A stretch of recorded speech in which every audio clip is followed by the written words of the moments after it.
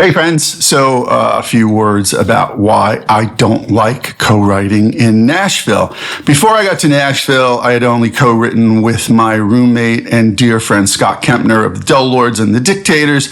Scott's been doing this for over 45 years at this point, and at that point he had been doing it for 25, and we were great friends, so no problem there. He taught me a lot about songwriting when I was first starting out because he was older than me.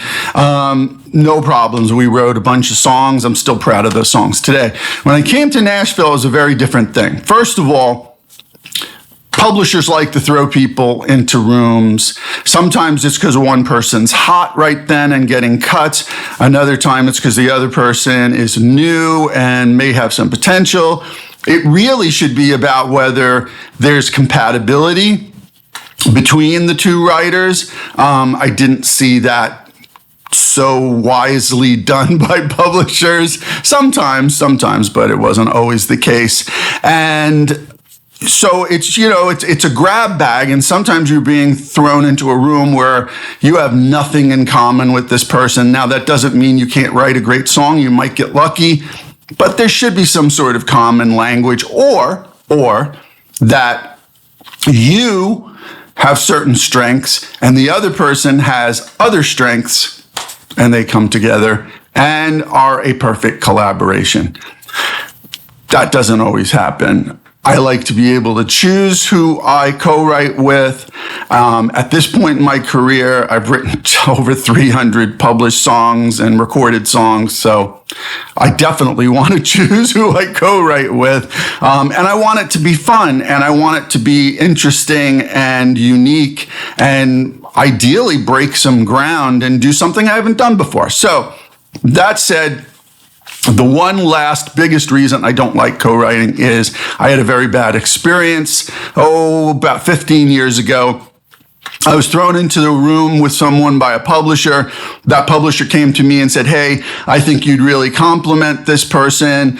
They are in a rut. They haven't had a cut for a while." I guess they had had some success earlier in their career, and this was probably in the middle, towards the end of their career.